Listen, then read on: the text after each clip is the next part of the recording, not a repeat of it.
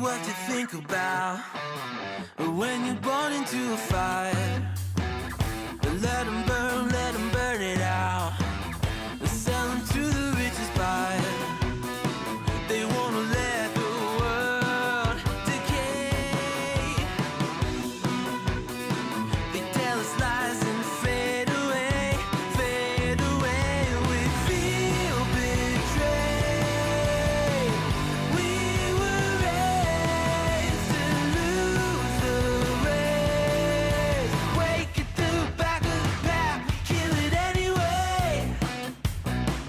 Listen up now, because we're never dropping out. Beat the odds, beat the big house. Our brains are bigger than the doubt. We've been thinking for ourselves, never let the truth fade away. This is bigger than ourselves, we won't let the world burn away, burn away. We feel betrayed. We were raised to lose the race.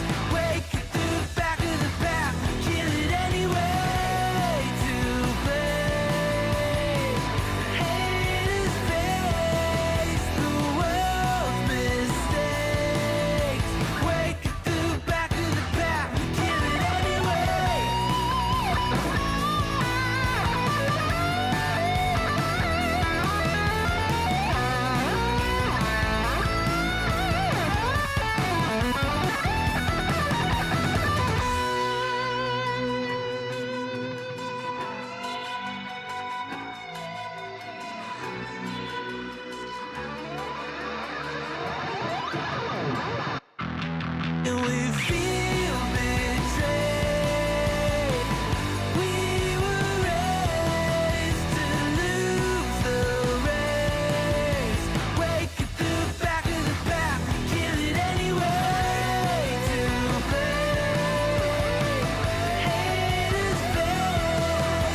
I don't know, guys.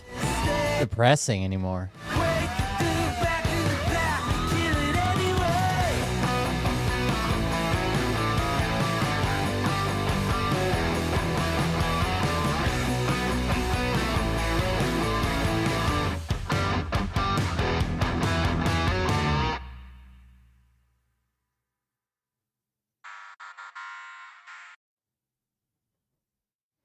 What do you think?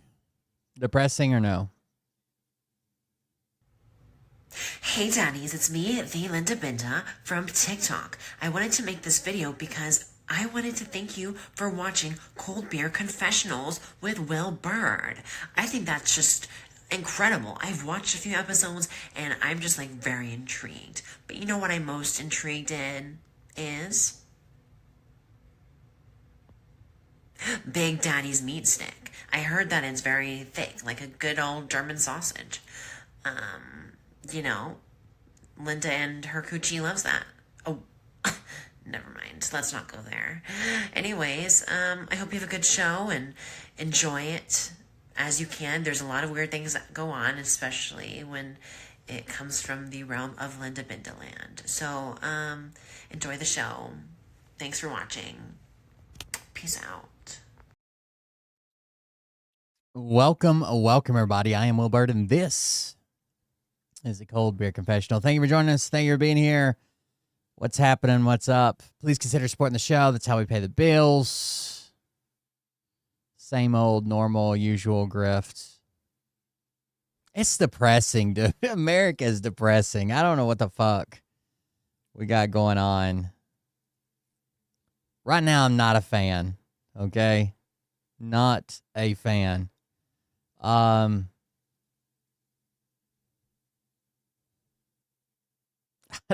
you guys big fans of this? Check this out. I just stumbled across this. This is a cop video. So let's start here. I want you to watch and listen closely. Okay? This guy with the long hair, whatever. Let me get some audio. Okay. Oh, look, the police are arresting this man. I'm sure everything was done properly and by the book. Let's see what he did. You're under arrest. You got a warrant for terrorism. I would never move anywhere colder. I can't take it, dude. I hate it right now. It's like this rainy, drizzly, fucking just below freezing at night and barely above freezing during the day, and I fucking hate it. All right, listen to this. You got a warrant for terroristic threats.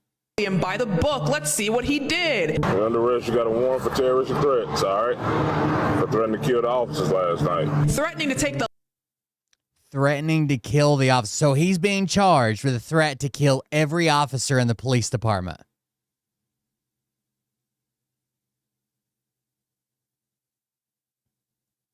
He's being charged with threatening to kill every officer in the local police department. Now, I'm sure they've got evidence of this, right? For terroristic threats, all right? For threatening to kill the officers last night. Threatening to take the life of an entire police department, that's pretty severe. Do you have any body camera footage of him saying this threat? You got that on video? You do? Great. Let's listen to it. Should be an open and shut case. Get away from my house or I'll sue your department. Did you hear what he said? And shut case. Get away from my house or I'll sue your department.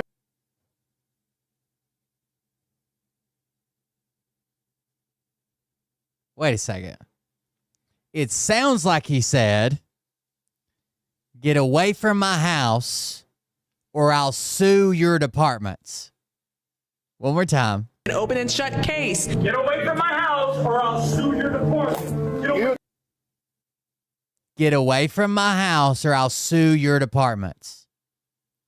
Now, if you were confused by what he said, and you're thinking, well, maybe we weren't actually there, right? Maybe everybody else is hearing the word sue. We weren't actually there. Maybe the cops heard it better. Well, one of the cops is going to say what they heard. Because this cop says, you'll do what? Do what?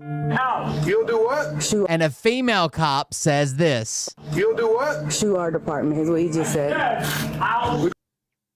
So the cop that was standing there, the female cop that was standing there said, He said he's going to sue the departments. That's what he said. He said he's going to sue our police department. He said sue. He clearly said sue. He did not threaten to take the life of an officer, and he said sue clearly twice. Said,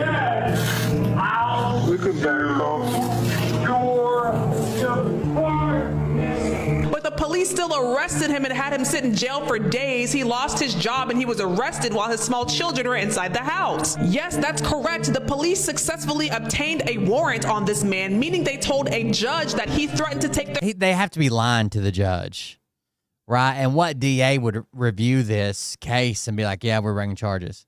lives, even though they had the footage the entire time showing he never made a violent threat. If he did not have the right to sue before, he probably does now, but how should I know? My only knowledge of the law comes exclusively from watching Legally Blonde. What I do know is that if the police department ends up getting sued, I hope that they review this lawsuit just as closely as they should have reviewed the body camera footage. Oh, look, the police are arresting this. Seems pretty crazy, right? The guy got arrested, loses his job, spends days in jail, has to bail out, has to see a judge, has to do all these things. And it's because he said, if you don't get away from my house, I will sue your department. You're going to do what? You're going to do what? They're almost as bad as the fucking ICE agents. Everything's a threat.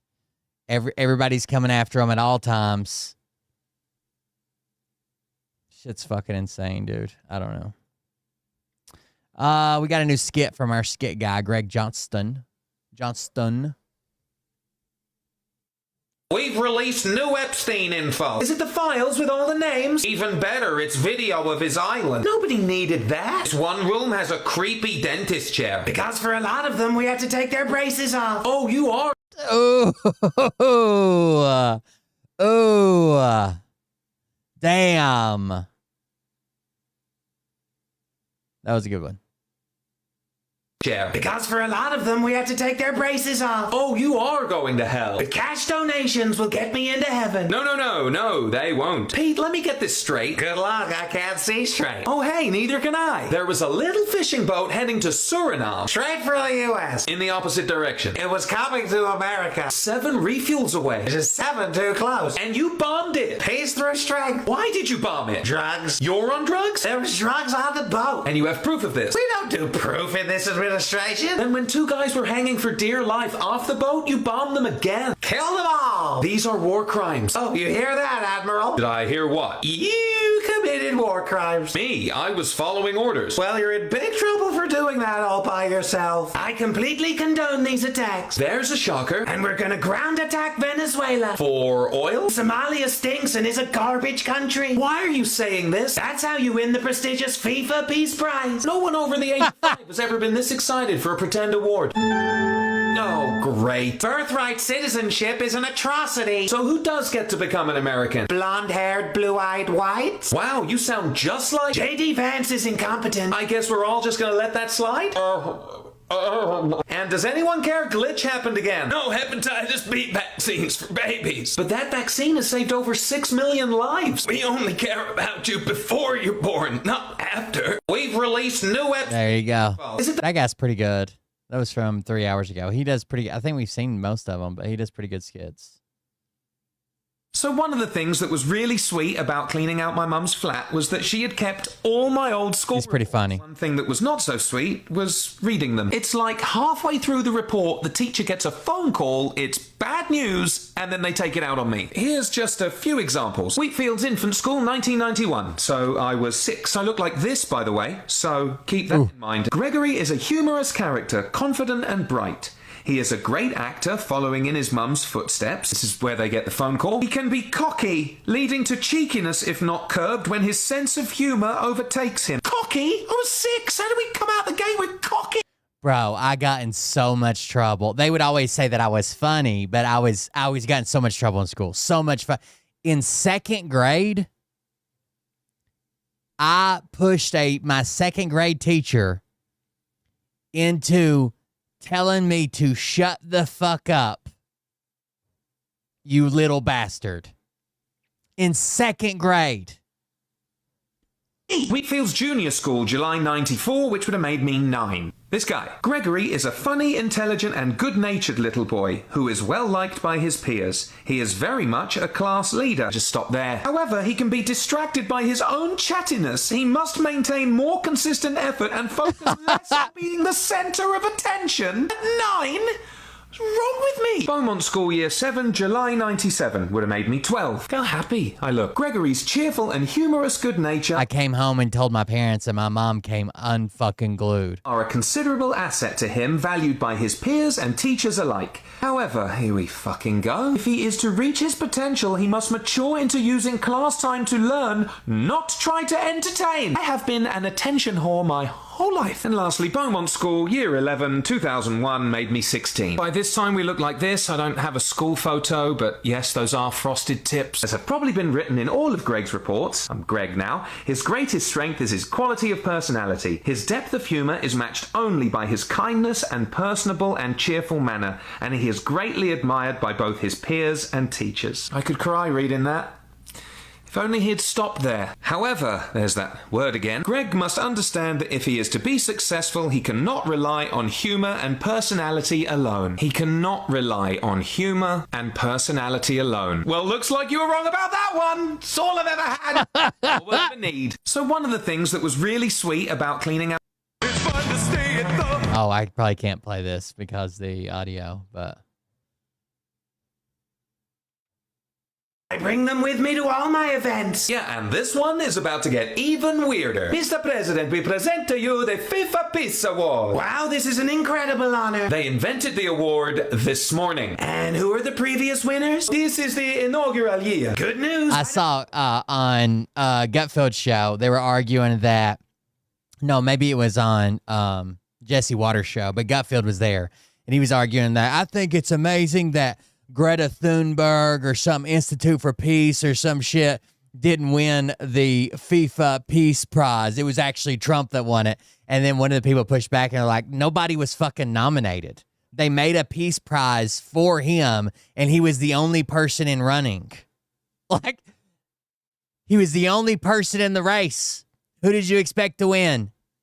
I don't know what that means. The trophy looks like the world is trying to escape from hell. A little bit. Why are you here? Someone said escape from hell. And how can you give a peace award to a guy that's about to invade Venezuela? It was this or I had to suck is the only way this is legitimate is if FIFA stands for Has Venezuela got a team in the World Cup? foolish, incompetent, fat American. Hello, Mr. President. Who is that? Rio Ferdinand? What's a Rio Ferdinand? I think you need to change it from soccer to football. I agree. We should change the name of that NFL game. Oh, yeah? To what? I'm thinking Trump ball. Can we get on with the draw? Don't forget, I've called most of you shithole countries. And we'll have extra ICE agents at every stadium. And if you beat the USA, we're gonna bomb you. This is so embarrassing. Just don't draw USA in the group of death. With who? Palestine, Ukraine, and Sudan. You know what? Wayne Gretzky, can you just draw some countries? Correct. I reckon now. You butchered that. Jordan. How does someone come out of this looking dumber than the FIFA Peace Prize?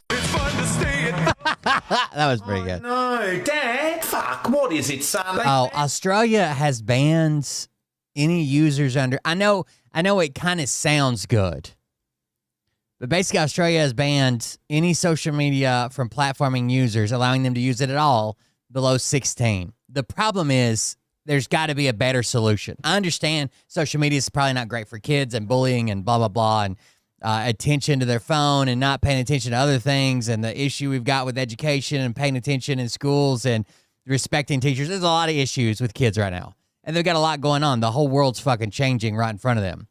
The problem is we're, instead of taking some type of metered approach, and I guess we'll see in a few years how this works out, but instead of taking a metered approach to like, hey, you have limited access, you have some access, you can do this but not that, you may be able to do this but you can't access these things, it's just off then on. So what the fuck is going to happen when they go from none to full-blown fucking social media? I think we're going to have issues the same way like kids don't, this is a weird example, but kids don't do really well when they've been homeschooled all the way till they get to high school, right? And they're just kind of thrown in the mix. It's going to be the same thing, but everybody's going to have social media except for them, and then suddenly they're just going to be thrown into it? Social media for under 16. That's it. I thought my VB had fallen out my stubby or they turned the footy off. Why'd they ban it? Because it's fucking bad for you. It is? Yeah, with all your addiction. Aren't you an alcoholic? I learned that as an adult. Right. And the cyberbullying is no good. You know, in my day, we didn't have phones. So what did you do? We used to bully people to their face. IRL. What, mate? In real life. Yeah, in real life. And I don't understand this cyberbullying. You don't? Just don't fucking read it. How hard is that? A little deeper than that. I would bully everyone to their face so I knew they heard it. What if they were deaf? Sign language for you're a wanker is pretty easy. Well, how did you know what all the other kids were doing? I didn't fucking care, mate. Really? Let's roleplay this one. What did you do last night? Oh, well, I don't fucking care. You see how easy that is? Yeah, and we didn't have dating apps either. Oh, no. No, we talked to people. Look, g'day, sweetheart, how are ya? Ew, piss off. Perfect. Well, that's not good. It's character building. Although now I'm terrible with rejection and need countless hours of therapy. Yeah, Dad, this seems brutal. Trust me, son, being a kid is better without social media. So if I get addiction, rejection, bullying, and fear of missing out in real life, I could end up like you? Yeah, pretty much. Okay. Why are we doing this? Oh no, Dad! Fuck, what is it, son? They've Tim Walls is seriously liable. Go with liable. Dent. Retardant. It's not too late. Did. God, sir, that word is incredibly offensive. But the man Too far. seriously a retard. Oh, don't worry. The president using the R slur is actually out of the news cycle in 15 minutes. And I'm gonna run against Walls for governor of Minnesota. But if you're set on using that word, you could probably use it now. And I'm running for office in Texas. The world's already run by a game show host, so why not throw infomercial guys in the mix? Why won't hell take you back? ISIS detaining Native Americans. Why won't hell take you back?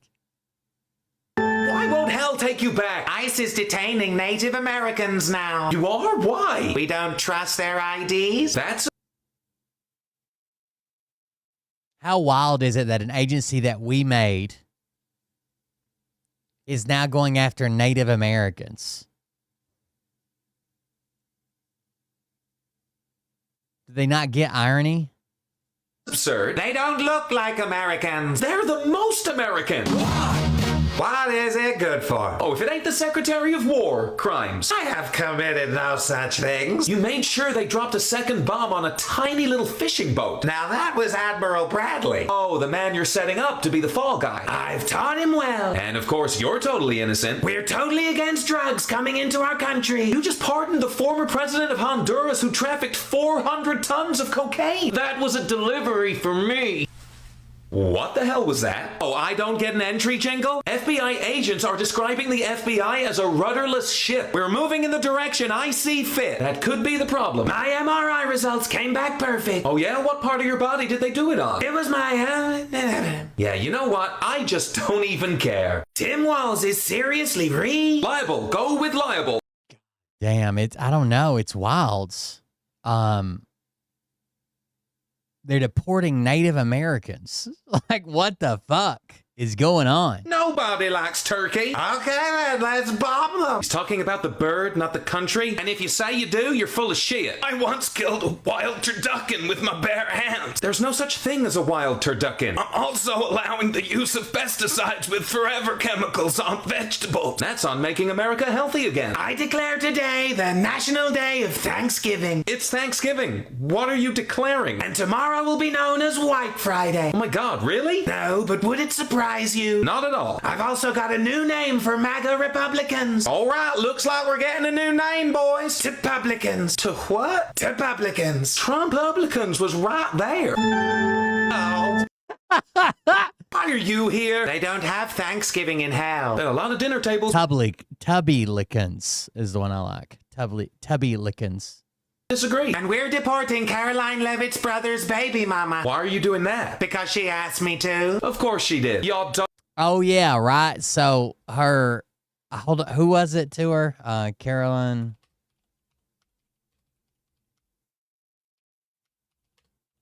It was her niece's or her nephew's dad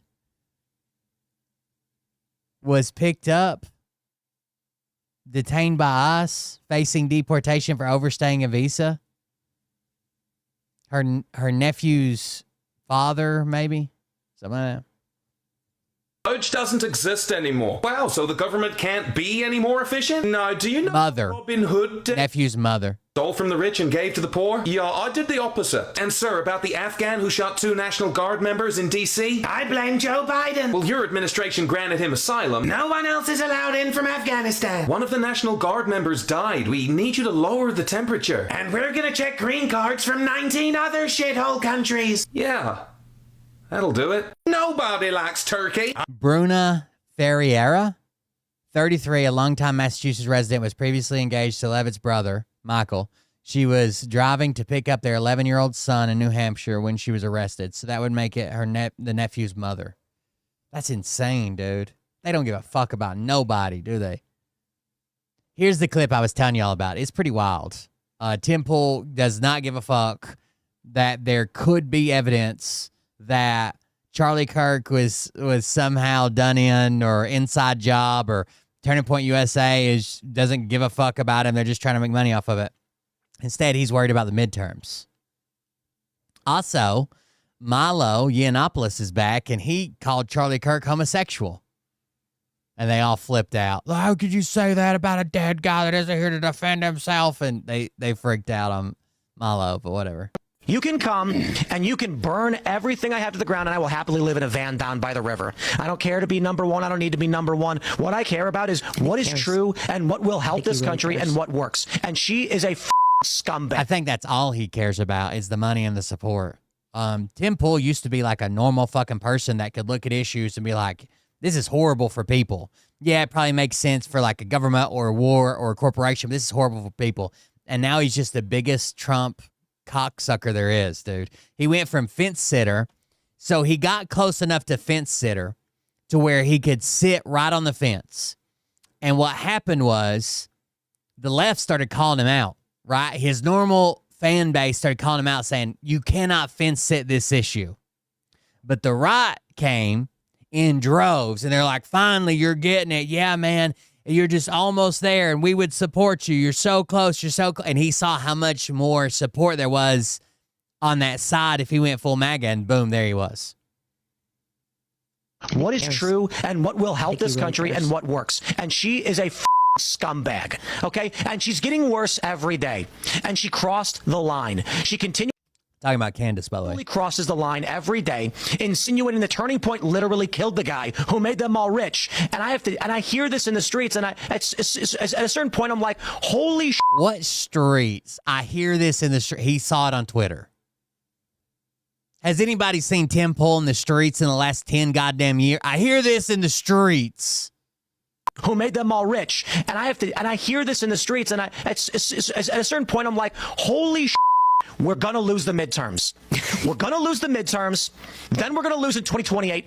It seems like maybe instead of worrying about the midterms, you'd be like, well, we need to look into this or figure out this. Or why are there several people on Twitter saying that they know from reliable sources? So one of them's Milo, and then there's a couple more Republican influencers that they know from credible sources that Charlie Kirk's corpse has still to this day not been buried.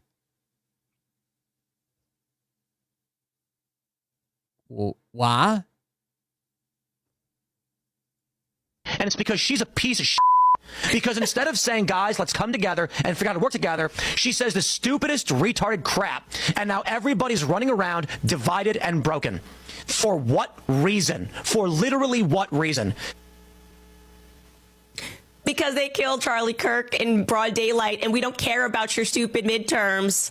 We just don't care. Like, they really... This is how they view Charlie Kirk. That's why I say, was anything in his... Tim Pool he's got to sit and think that's the worst clip ever, right?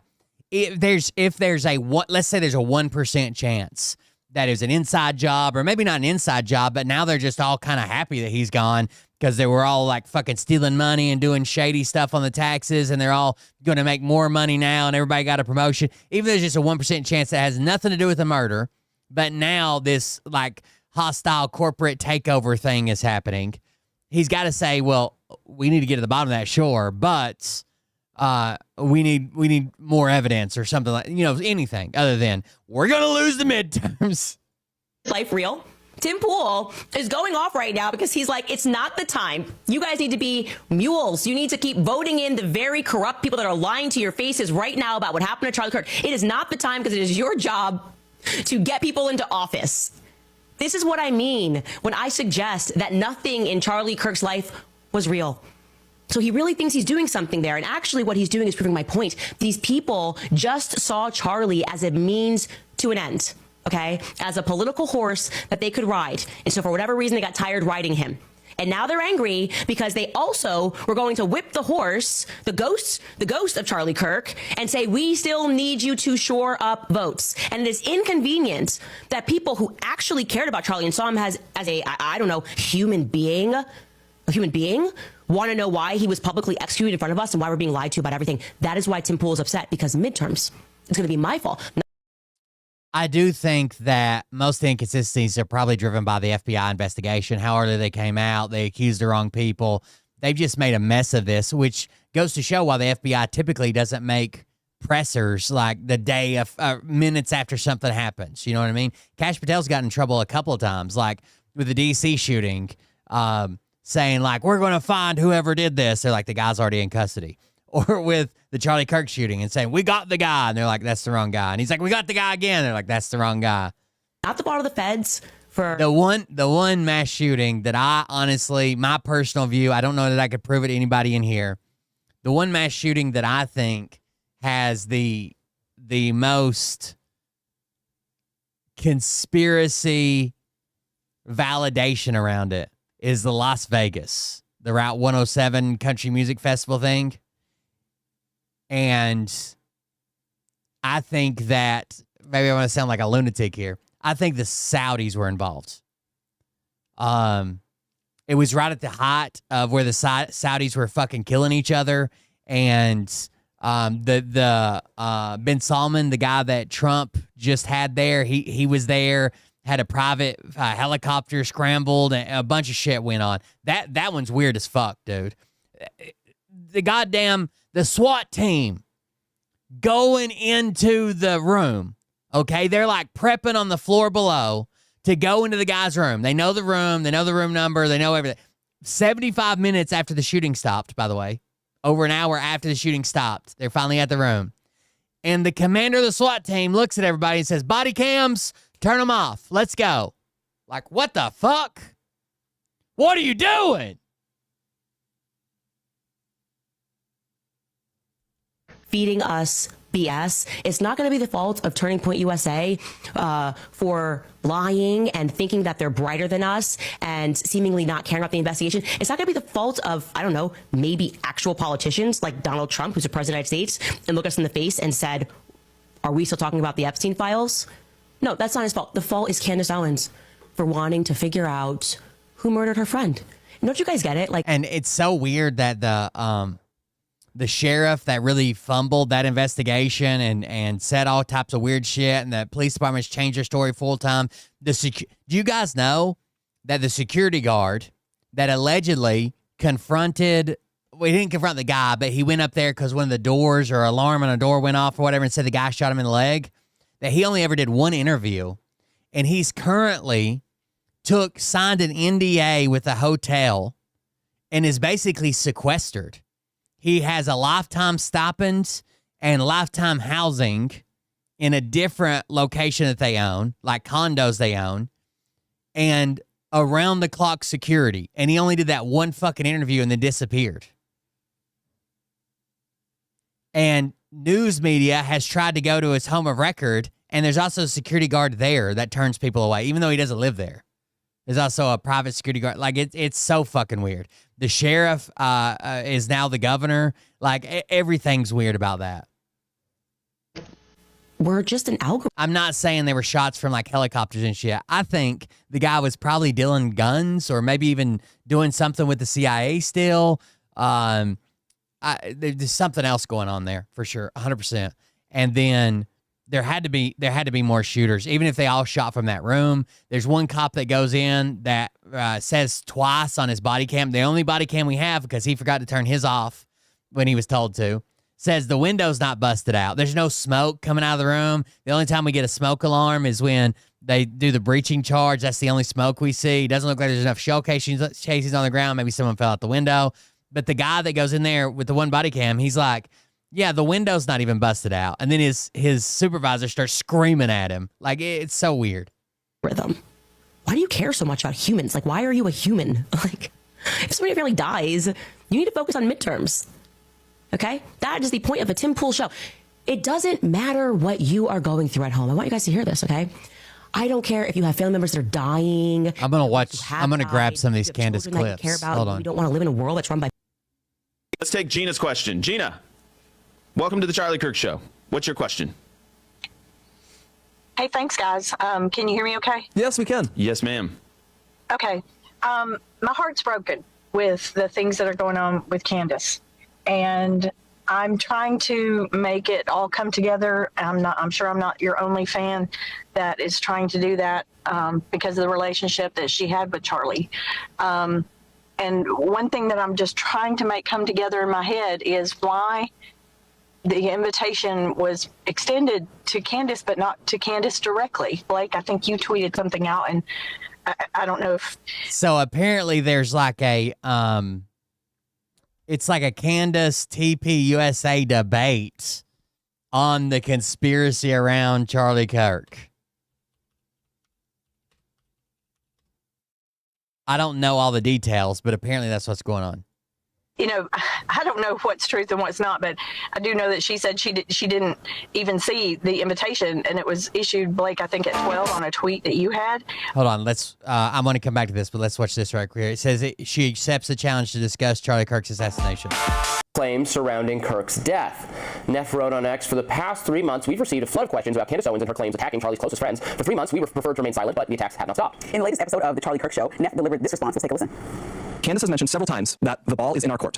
So here's what is going to happen. In the near future, there will be a live stream here in Phoenix where we address in a clear and comprehensive way the claims and accusations, the false accusations that have been made against Charlie's family, friends, and the people here at Turning Point. We plan to walk through everything carefully and thoroughly. If Candace is... By the way, this guy right here, the guy that's talking, isn't he the guy that was fired for all the stuff, for all the racist posts? Is that the guy? Yes. This is Tucker Carlson's former writer that had all that crazy racist shit that come out. You guys remember that? Black dudes staying inside playing Call of Duty is probably one of the biggest factors keeping crime down. And honestly, given how tired black people always claim to be, maybe the real crisis is their lack of sleep. He maintained a thread harassing a woman and posted information about her personal life. Yeah, he was on... His account was Charles VIII on a like an anonymous posting website, and he basically got doxxed through that and had all these fucking crazy racist, misogynist, homophobic, all kind shit you would expect from Tucker Carlson's writers. But the press was so bad about it, they had to fire him. Available, we would sincerely welcome her participation in that. Owens in the past has claimed that Charlie Kirk's murder was part of a broader international assassination plot, including alleged Egyptian agents, and the arrest of the alleged shooter, Tyler Robinson, was a cover-up. Owens responded to Neff's challenge. Here she was. They at long last issued a public invitation or challenge. I'm not sure what it is, but I accept. Okay? Quite literally, all we have ever asked for were sensible answers to our basic questions about what transpired on September 10th. Whoa. Yeah, fascinating. I think I reluctantly agree with Blake Neff's strategy here. I'm someone I reject the don't platform arguments. I think it is good to engage in debate. Idiotic and insane perspectives like those represented by Candace Owens. Candace has accused everyone, usually indirectly, usually using vague language so that she is not directly saying something that is libelous, but she implies through her just asking questions kind of milieu that Turning Point, Israel, Erica Kirk, and others were involved in Charlie Kirk's death, and that the suspect in custody, for which there is overwhelming evidence that Tyler Robinson, is the shooter, including motive to kill Charlie Kirk, that he is not the real killer, or that there are other people involved. He is some kind of fall guy. These are sensational claims for which she has presented not a shred of evidence. Yet people, I don't know why people find value in what she says. She's a complete idiot. Good luck to them. They should, Have we not learned that people just love fucking conspiracy. Damn it, conspiracy theories. Prepared for her usual thing, she'll say, well, isn't it interesting to X? And then she'll pivot and blah, blah, blah. But I hope something useful comes out of it. I'm not a Candace Owens fan, but the amount that you don't like her makes me want to actually like defend her a little bit. I'm like, geez, like, okay.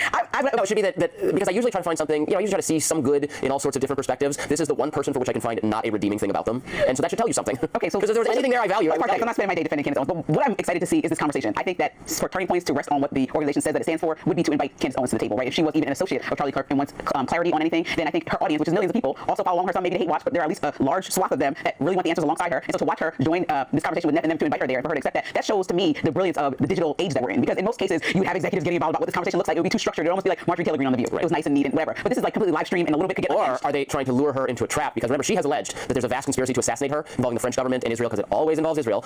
So maybe they're luring her into a trap to assassinate her. And on the live stream, they're complicit too. Oh, that's ridiculous. Yeah. You're going to be watching this, and we're going to be talking about it right now, Rising. So I'm excited to see this. Looks like President Trump is inviting America's wealthiest to fund his presidency. So apparently she accepted. We'll see. But or midnight, 12, not noon, midnight. And so it was like 9 hours later before she even knew that you said anything about her attending the show. And then she's saying she can't attend in person. Can she attend on a live stream? Or, you know, and you guys do live streams all the time. And is that going to be an option? Of course, Gina. I'm just trying to make this come together. Of course, Gina. So first of all, our initial statement, it was on the show on Wednesday. I made it at the request of Erica. All of this has been at the direction and approval of Erica because she heads this.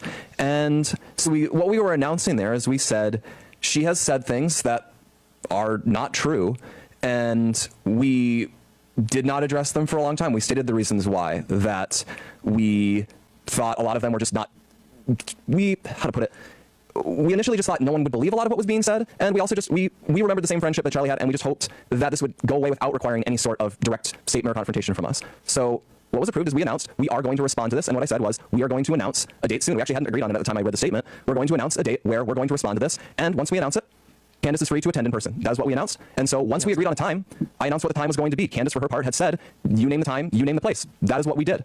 As for why it was put out at that time, I would just say I don't think she had any difficulty in finding out what our scheduled time was. It seems everyone found it out quite quickly.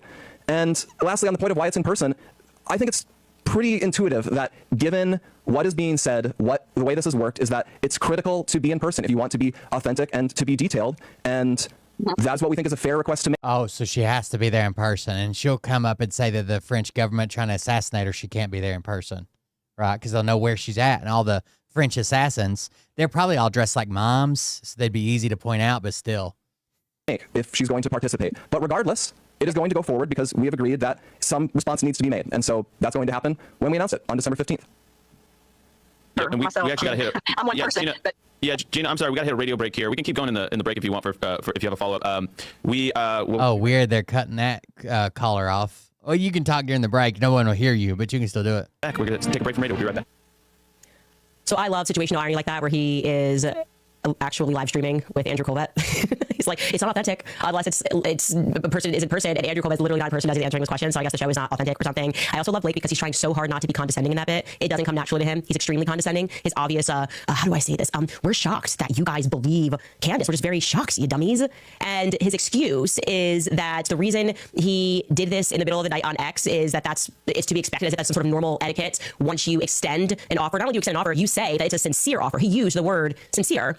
And when she is trying to get around to, hey, like, why does it need to be in person? Just to be clear, Blake is saying the answer to that is, quote unquote, it's intuitive that it is critical to be in person if you want to be authentic.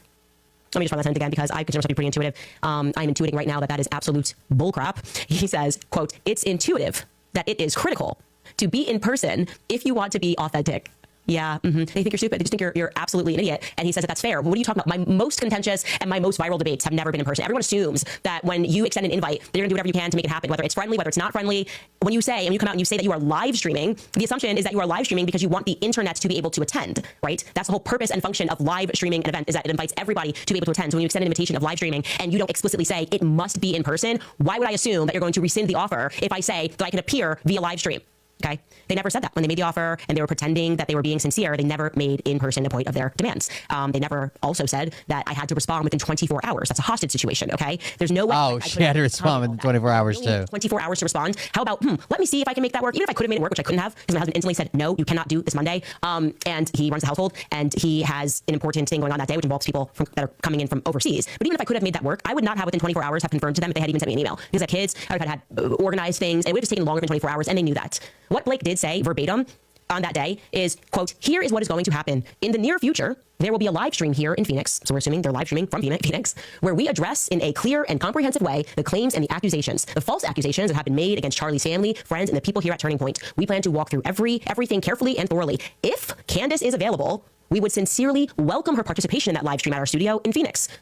Not a demand to be there in person, live streams happening at your studio, and you said that this was a sincere request and you went about it in the opposite manner, which is why it makes it really interesting that he says in the beginning that that was done at the request. And announce it at midnight? That's weird. It's interesting for a lot of reasons. I think a lot of us have been wondering, like, did she take on this role and she's actually executing? Are we still going through a transition phase? Is she still learning the part? How involved is she on a day-to-day basis? Because some of these actions seem like fumbles, like absolute fumbles, and you're wondering, is Andrew Colbat running things? Is Tyler Boyer running things? Is this coming from Erica Kirk? Because I'm having trouble, I guess, comprehending why she would green light something that the internet has now read as incredibly insincere. Well, she basically lives in Gilead, so.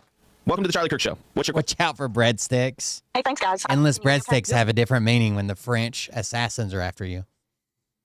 In the JFK files, Mossad is mentioned. One of the reasons why Mossad is mentioned so much is that they're just a very good intelligence operation. I hear this loud sound and I'm like, that wasn't what I thought it was, is it? I was like, no, this can't be happening right now. And we all ducked.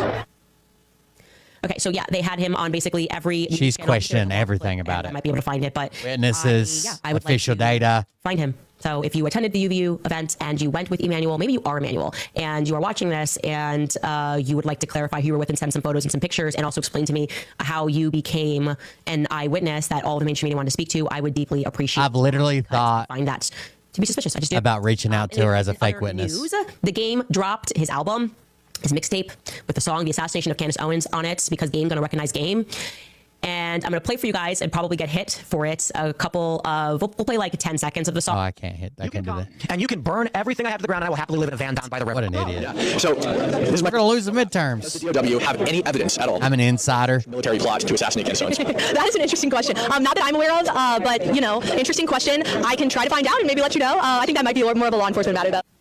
So I brought that up because it was just so propagandist, so in our faces. I obviously did not think that this was going to lead back to Turning Point USA, but little did I know that we can add Cam Higbee onto our list of brand new. You know, everyone was just so brand new on that day. Everyone was so brand new leading up to Charlie's assassination. Well, Cam Higbee is on the payroll of Turning Point USA beginning in August of this year. So in theory, Cam Higbee, of course he is, of an assassination attempt is being paid by the very organization that just had its leader assassinated in broad daylight in front of the entire world. I find that to be interesting. Who directed him to ask that question? I'm just asking questions. But first, after my episode yesterday, I expected, call me crazy, I expected that Turning Point would reach out to me via text, via email. They would instantly follow up with their long diatribe and be sincere and say, okay, here are some dates and some times. When would you like to make this happen? We're going to stop this great debate. Rather, instead of hearing anything from Countdown that was issued by Turning Point USA, here is that text exchange with Skylar this morning. 849 said, I'm sure you saw this. And I responded to him and I said, no, actually, I didn't see this. And I opened the tweet, which went out from Blake Neff around midnight last night. And here's what he wrote. I'm like, how am I supposed to see this? The live stream we announced on the show Wednesday has been set. That would imply to the audiences that they reached out to me and we set a time. No, he goes on. At 4 p.m. Eastern, 2 p.m. local time on Monday, December 15th, a collection of Charlie's friends will respond to statements made by Candace Owens to set the record straight once and for all prior to the opening of America Fest. Now, it's going to be once and for all. If nothing else, final. I mean, I would assume. If nothing else, she succeeded. God damn it. She succeeded in making them do this, right? Yeah. So, this is my first question.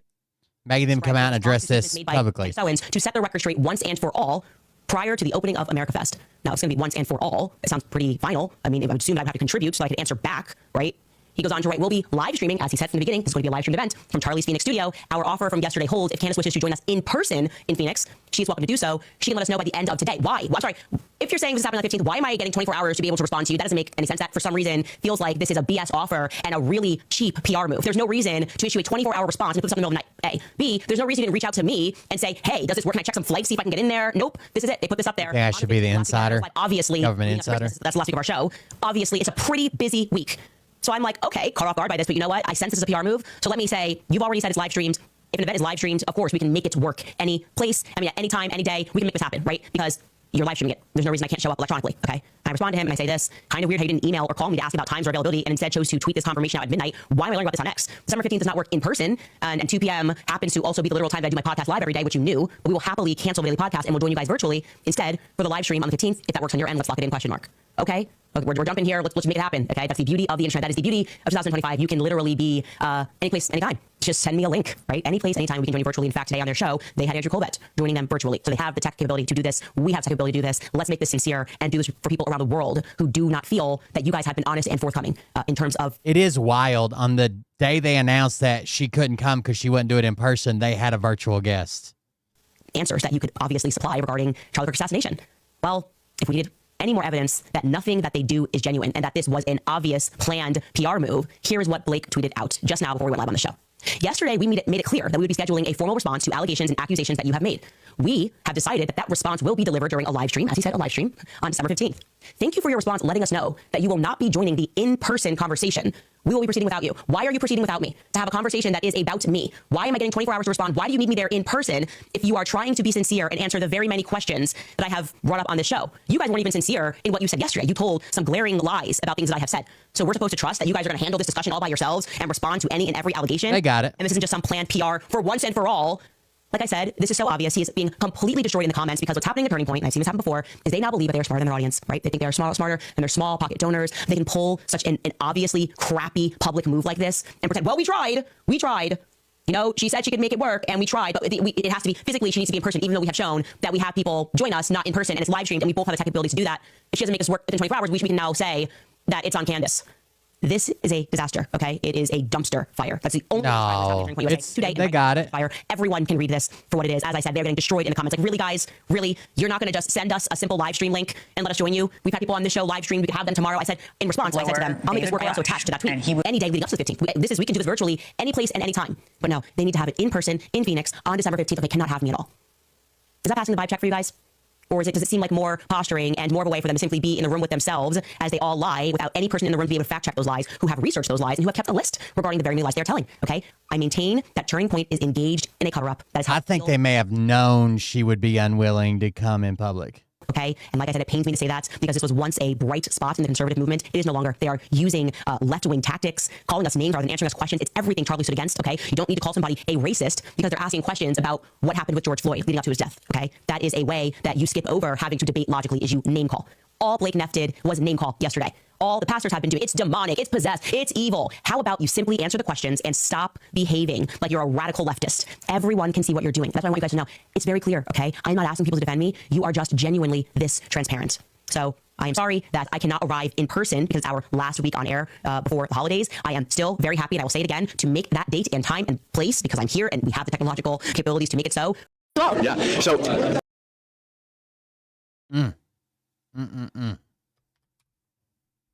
I don't think it's happening, chat. I mean, maybe if they get enough pressure, I don't know.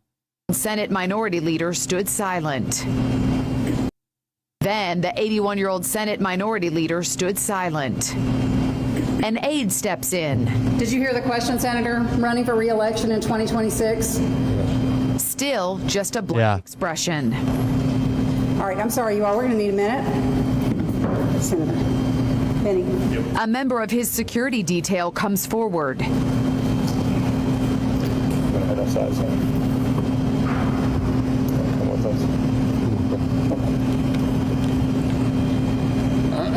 Okay. Then the 81-year-old.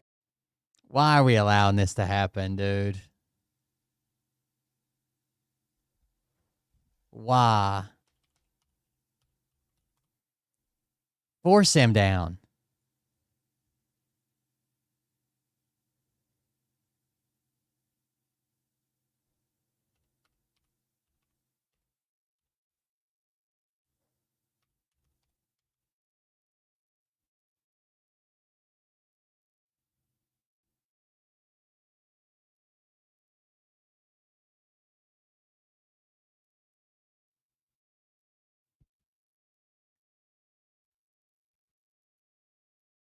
Oh, I thought this was recent. This is from 2 years ago, but still, like, what the fuck are we doing?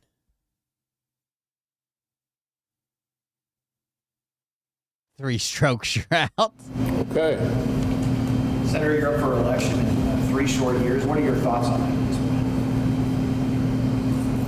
I'm sorry, I had a hard time hearing you. That's okay. What are your thoughts on running for re-election in 2026? What are my thoughts about what? Running for re-election in 2026. That's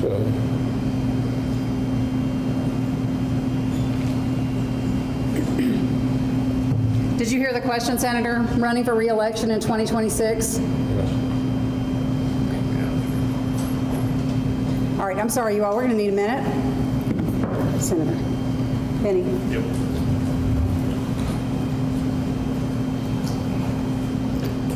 It's even worse in real time. Come with us. Okay. Somebody else have a question? Please speak up. Oh, he just didn't hear it. That's why he froze for 32 goddamn seconds. And just fucking latched onto the podium, white-knuckled and shaking. He didn't hear the question. Duh. Fucking people like, oh, he's too old. He just doesn't hear great. Check out this line, piece of shit. Abused another reporter. Mr. President, you said you would have no problem with releasing the full video of that strike on September 2nd off the coast of Venezuela. Secretary Hegseth now says... You said you would have no problem releasing the full video of the strike from September 2nd. That's not even the question. That's the lead up. He's like, I didn't say that. You said that. Off the coast of Venezuela. Secretary Hegseth now says... You said that. I didn't say that. This is ABC fake news. Mr. President, you released video of that first boat strike. So this is from the day before. ABC fake news. He calls on. He's like, see, this is that fake news I've been telling you guys about. You said that. I didn't say that. This is ABC fake news. Mr. President, you released video of that first boat strike on September 2nd, but not the second video. Will you release video of that strike so that the American people can see for themselves what happened? I don't know what they have, but whatever they have, we'd certainly release. No problem. I don't know what they have, but whatever they have, we'll release it. No problem. Next day, I didn't say that. You said that. You said that you would have no problem releasing the full bit. Okay, well, Secretary Hegseth... Whatever Hegseth wants to do is okay with me. He now says it's under review. Are you ordering the Secretary to release that full video? Whatever he decides is okay with me. So every boat we knock out of the water, every boat, we save 25,000 American lives. That was a boat loaded up with drugs. I saw the video. They were trying to turn the boat back to where it could float. And we didn't want to see that because that boat was loaded up with... Just wait, it gets worse. Drugs, just like everything else. But every boat we shoot down, and I don't know if you know... So she tries to follow up and say, so will you or won't you? Because now he hasn't even answered the question, right? He said he would. Then he said, I didn't say that. You said that. And now he starts talking about the boats and the drugs and he's saving 25,000 Americans from every boat, whatever. So she tries to follow up and is like, so will you release the full video? That pisses him off. 82 or 94% down in drugs coming in by... They have to know releasing the video is going to be bad for them. If what we're hearing is true, and it's 2 survivors clinging to flaming wreckage, waving up for help at the drone,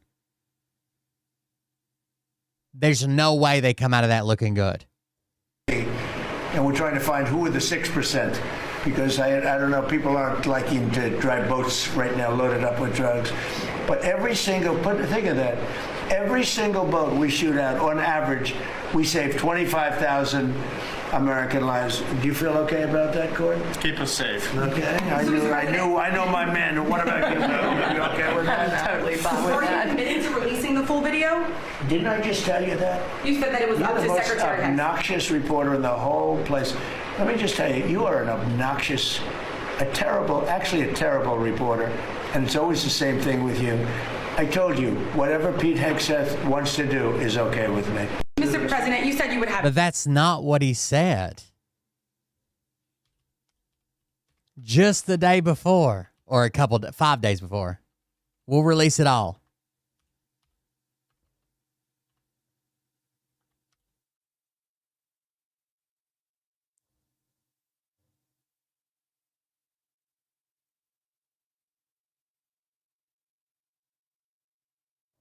The fuck is wrong with these people?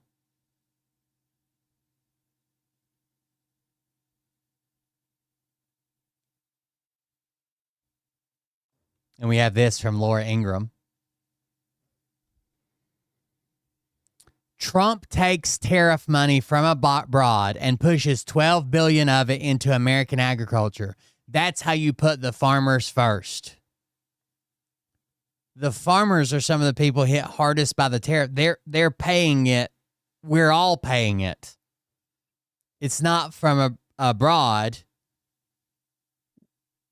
We're paying it, and the tariffs hurt them, and the tariffs did the price, and the bailout in Argentina is the reason they're in such bad shit. Like, you caused this problem. I'm delighted to announce this afternoon that the United States will be taking a small portion of the hundreds of billions of dollars we receive in tariffs. We are making a lot of money from countries that took advantage of us for years. They took advantage of us like nobody's ever seen. Our deficits are... I think it's very telling that Argentina got the $20 billion or $40 billion bailout, and farmers get 12. Way down because of tariffs. I guess because of the election. Because without the election, you wouldn't have tariffs. You'd be sitting here losing your shirt. But we're taking in billions. We're really taking in trillions of dollars, if you think about it, Scott, because the real numbers, you know, when you think of all the money being poured into the country for new auto plants and all of the other things, AI. So what we're doing is we're taking a relatively small portion of that, and we're going to be giving and providing it to the farmers in economic assistance. And we love our farmers, and as you know, the farmers like me, because you know, based on voting trends, you could call it voting trends or anything else, but they're great people. They're the backbone of our country. So we're going to use that money to provide $12 billion in economic assistance to American farmers. And the vast majority of this will go to corporate farmers, gigantic, big, of course. $12 billion is a lot of money, Meryl. What do you think? Peanuts for you, though, right? Peanuts. She's a farmer of rice. This relief will provide much-needed certainty to farmers as they get this year's harvest to market and look ahead to next year's crops. And it'll help them continue their efforts to lower food prices for American families. So she instantly gets community noted. Of course.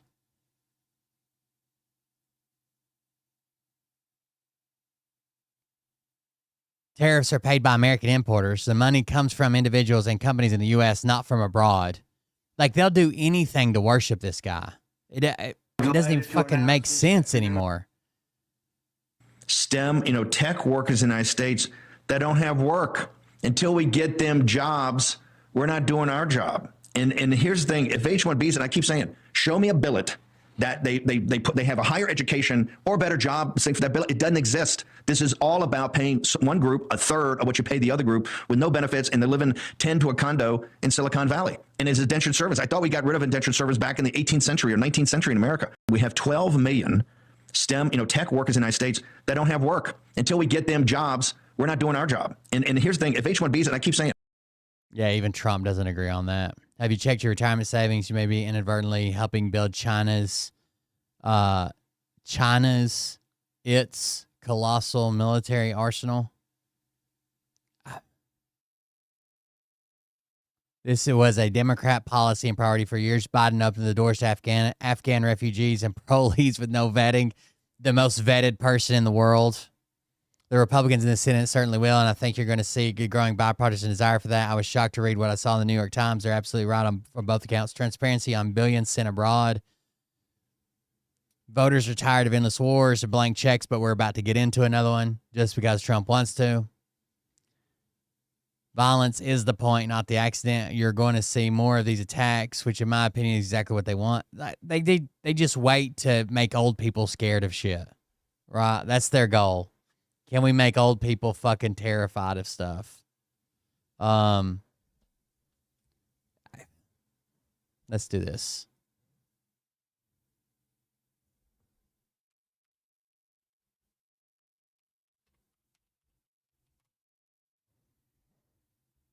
Have you guys seen these clips?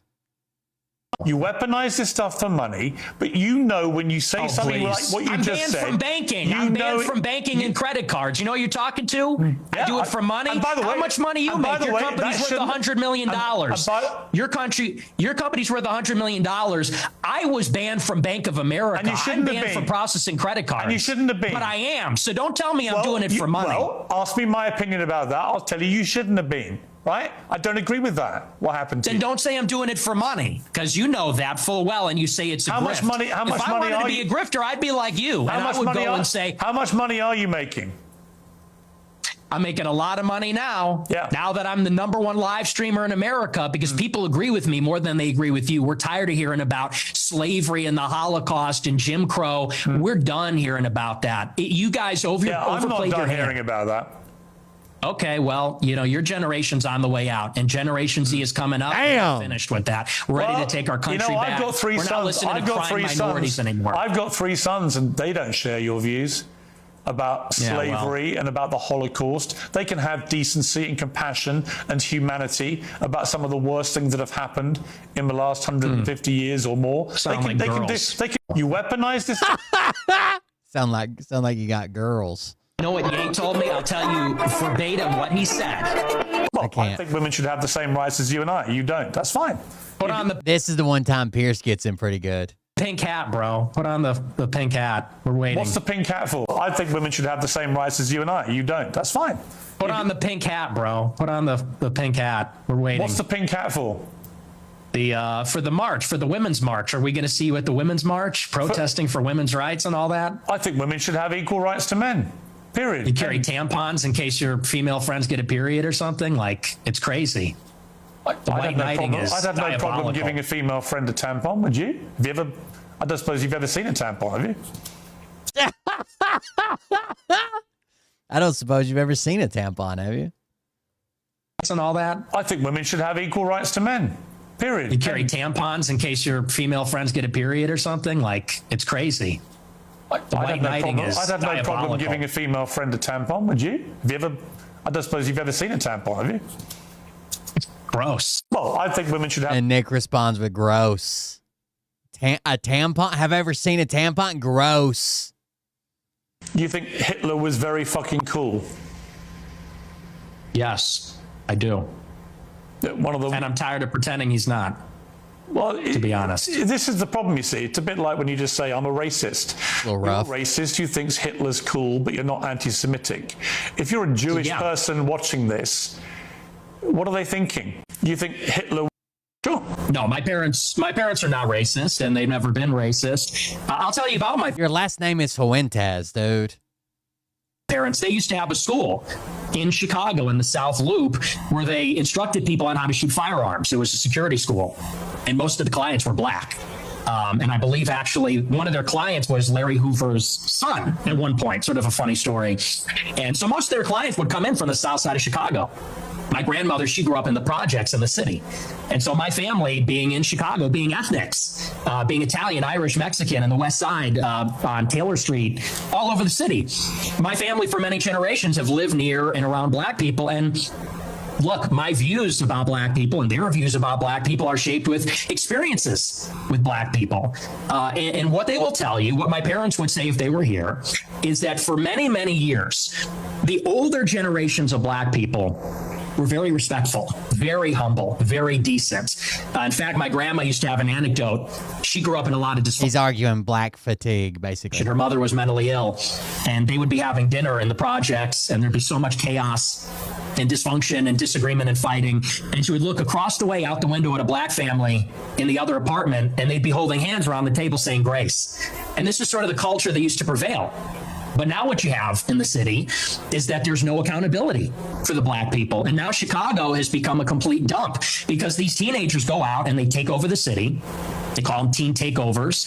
That's the euphemism for it. They're teenagers, but they all come from the same neighborhood. They drive up there and they mug people and attack people and they destroy cars and destroy shops. We had the Festival of Lights a couple of weeks ago. It's supposed to be a family event. And they light up the trees and they, you know, there's a big parade. I was in the parade one year and you had a bunch of black people there shooting each other. 7 people shot, a 14-year-old killed in the Magnificent Mile. And I know there's a lot of black people that feel the same way about this. They say, we've lost control of the city. And we're looking for accountability. We have a lot of black people that are always outraged about racism, outraged about attitudes from white people, but they're never ashamed of some of these behaviors, never ashamed of some of the things that go on. And that's why I think there's a lot of negative attitudes these days. And so, you know, again, I think those attitudes, you say I'm a product of my environment. I am. And so are my parents and my grandparents. Unlike you, because you're not even American, in Chicago, we have to live in a big, diverse city. No, ma'am. I have no problem. It is true. He's not American. 10% of them coming from Mexico or Latin America. Maybe that's reasonable, but that's not what it is now. Now you've got 10 million illegals in 4 years under Joe Biden, and you got millions more legal immigrants from China, India, Venezuela, El Salvador. And it's so many with no break for assimilation, and they're all from non-white countries. It's transforming what America. It's the same thing with almost all Spanish speaking immigrants. Like they're super conservative and Catholic and religious, but the Republican Party, you just can't keep tripping over the racism. The Republican Party should have that vote, but they're just too fucking racist to take it. All right, I want to talk to you about something that's going on in Baltimore. You're not going to get a whole lot from this news story except the fact that it is true and it is going on. And then I'll explain what's actually happened. They had to call in a hazmat team to Baltimore fire departments.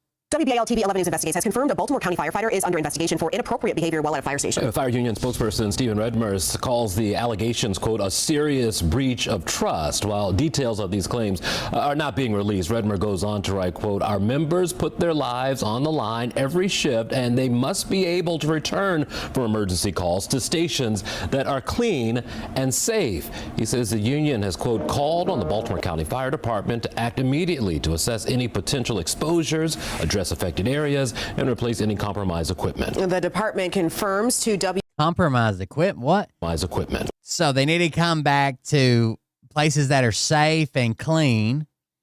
They need to assess potential exposures, address affected areas, and replace compromised equipment.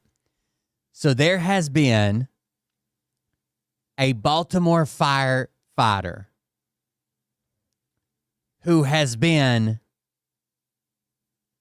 masturbating and ejaculating in HVAC filters and vents, ice makers, food containers, refrigerators in Baltimore fire departments, and recording it and uploading it to OnlyFans.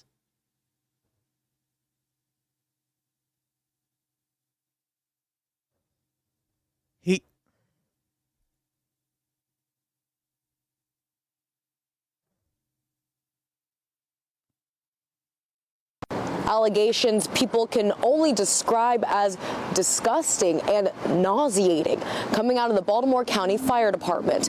The situation now sparking a police investigation, raising major public health concerns.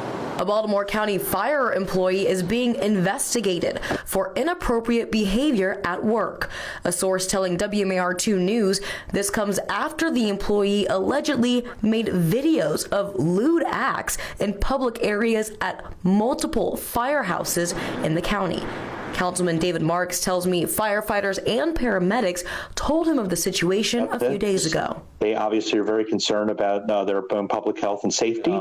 I've been on the council for 15 years. This is probably the most disturbing series of allegations I've ever heard. In a letter obtained by WMAR2 News, Baltimore County Fire Chief Joseph Dixon says the county's health officer tells him even if the allegations are substantiated, the risk to employees is minimal to none. Even so, fire department employees are encouraged to get tested at the Employee Health Center. They've also initiated hazmat cleaning of all career stations and fire department offices in the public safety building.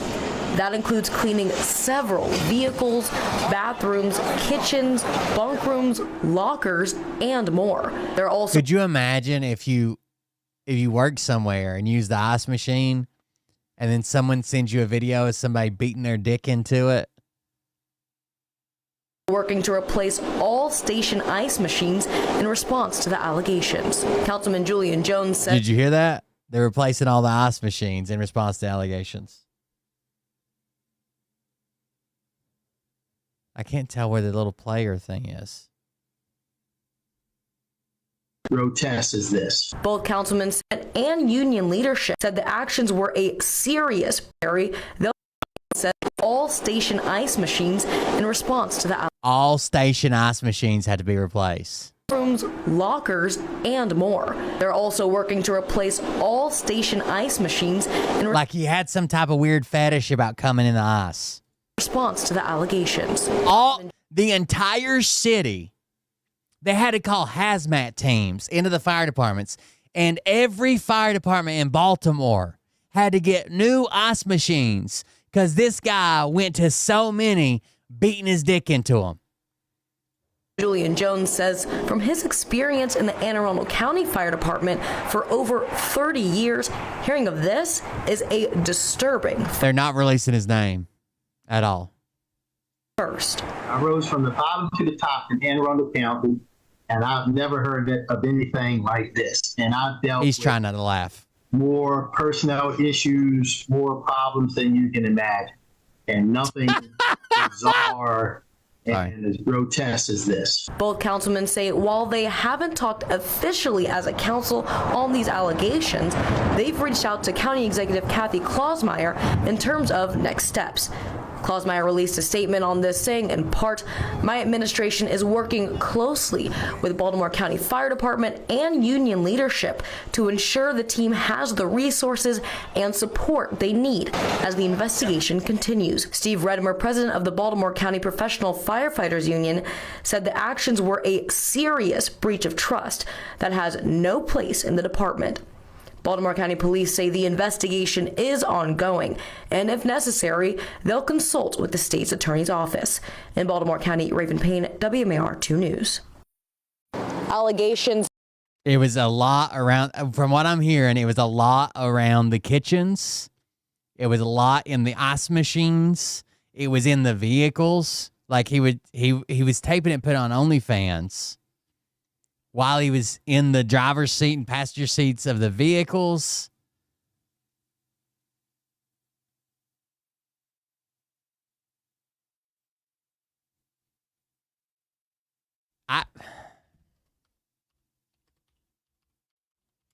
The ice machines is wild. That's diabolical, dude. I want to know why they got to clean the ice machines. Why do they have to replace the ice machines? Did y'all hear that story of the Baltimore County Fire Department employee who was pleasuring himself while at work? What's disturbing about this is they said that they encourage all of their employees to get tested. And then they brought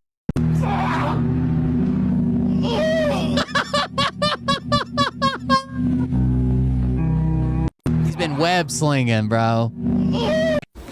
I want to know why they got to clean the ice machines. Why do they have to replace the ice machines? Did y'all hear that story of the Baltimore County Fire Department employee who was pleasuring himself while at work? What's disturbing about this is they said that they encourage all of their employees to get tested. And then they brought in hazmat teams to clean vehicles, offices, bunk rooms. And then it got to replacing all the ice machines. Now, of course, I'm not just going to blaze past the fact.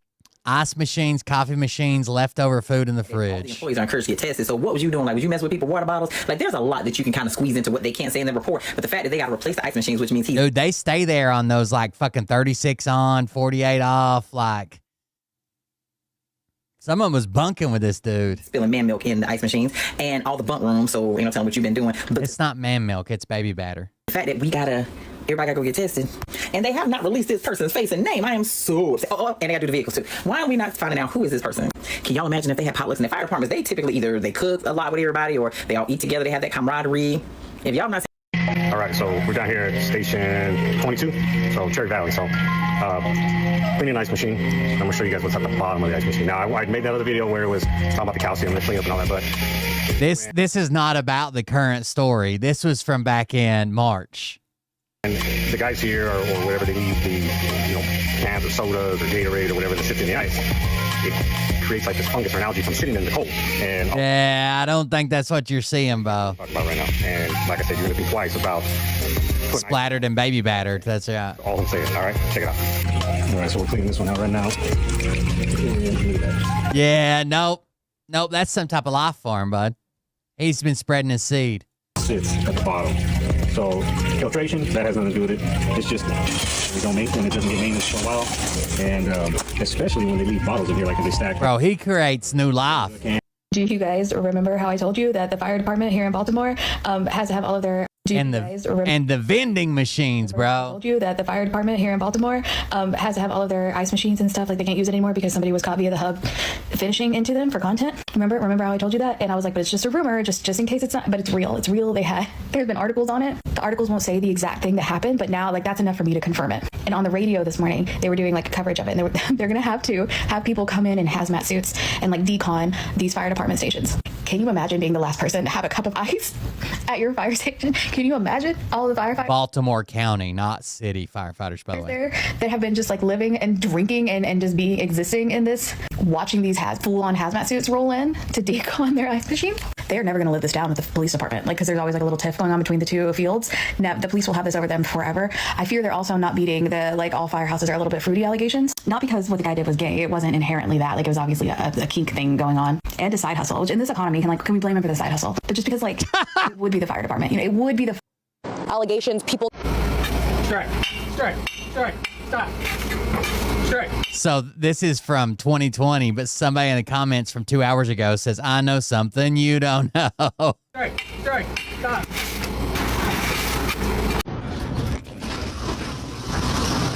Every video with fucking fire department ice machines got recent comments on it. We don't need a truck company. Someone ahead. Damn, dude. They're in bad shape out in Baltimore County, bro.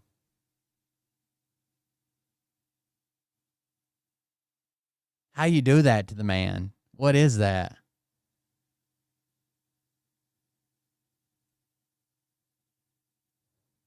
Let's see what this clickbait is. A Pentagon official, not Pete Hegseth, somehow, was interviewed by Matt Gaetz. I cannot believe this is these are sentences that go together. But a Pentagon official who was interviewed by Matt Gaetz was drunk on camera. At least that's how it appears. God damn, dude. The hits just keep coming. And this is coming when we are learning, too, that the Pentagon is not just deleting videos of their crimes. They're just deleting it. They're just saying, delete it. That's against the law. I wonder if we will ever do anything about it, but we have information and evidence of that. And Republicans are not able to answer for any of this. I have Tom Cotton just running around in circles trying to avoid being very direct about his answers to the very unlawful things that are happening in this country right now. And I don't know. Is it any surprise that this is what's happening with the Pentagon, where we have people who are showing up to work like this? Platforms that I've long been a critic of. I'll start with the F-35. They cost about $100 million a copy. What percentage of the F-35 are fully mission capable today? So that's a great question, Matt, and I appreciate you getting after it, because not enough. It is the most capable fighter that we have right now today. So that's a great question, Matt, and I appreciate you getting after it, because not enough. It is the most capable fighter that we have right now. When it flies, you're right. It is the most capable fighter. What we have right now, and you saw just last month in the acquisition speech, is a. Oh my God. I can smell the alcohol through the screen. Jesus Christ, this man's slurring up a storm. Department and leadership that's willing to get after it, to challenge industry, to produce better. Yeah, but what percentage of them can fly? So not enough. So but you just called it our most capable platform, and less than 40% of them, by my last review of the Air Force's statements, are fully mission capable. Why is it not failure for a platform? He sounds drunk, dude. to perform at less than 40% when it costs. All right, we're going to listen to this man talk a little bit more, but I just want to make sure you understand that this man is fully drunk, 11 a.m. on a Tuesday. But I also got to say that of all the things happening right now in our country, this is what Matt Gaetz is focused on. This is the gumshoe reporting we can expect in the new Pentagon press corps. So, Matt, looking at it holistically, sure, you can throw out the number 40%. Yeah, my bad. When you look at Operation Midnight Hammer, Operation Rough Rider, Those weren't F-35 was not delivering. Oh my God, boring. Who cares about that stuff? Regardless, that man's drunk. That man is drunk, and I guess I'm not surprised with the leadership of Pete Hegseth. I'm sure drinks are flowing and free at the Pentagon, which I don't know, doesn't make me feel very safe, to be honest. Tom Cotton was also asked about the fact that this boat was struck twice, and apparently these people were calling for help and then they were killed by our government. Here's how Tom Cotton has to square the circle on that. Let me ask you this specific question. Would it be legal for police in Arkansas to kill suspected drug dealers on a boat in an overturned lake? That is such a good question. I'm going to let him answer. And I'm going to do this more and more on this channel because I don't want to just be like, corporate media sucks, journalists suck. I think that's how fascists win. I think journalism is so important. It's just that we have to uplift people when they're actually doing important work. John Brennan here, you're going to see, puts Tom Cotton's feet to the fire, and you're going to see that this is what real journalism should be. It doesn't happen enough, but when it does happen, we need to applaud it because I call myself a political commentator. I'm not a journalist in the traditional sense of the word, but journalism I use all the time to bring you information and to bring you commentary.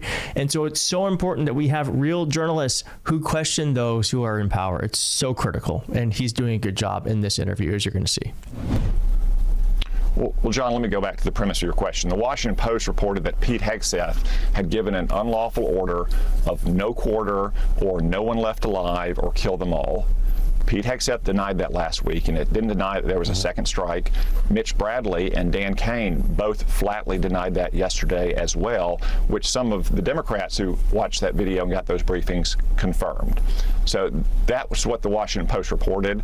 That is a total and complete lie. I just respectfully disagree with my Democratic friends here. I think the problem they have is not with the second strike, it's with the first strike and every other strike on these boats. They think the entire operation is not well-founded. I just disagree with them. I think the analogy I would draw is not Arkansas police officers dealing with American citizens. If those boats were loaded with bombs or missiles headed for the United States, I don't think anyone would dispute that we had every right and indeed a duty to intercept them.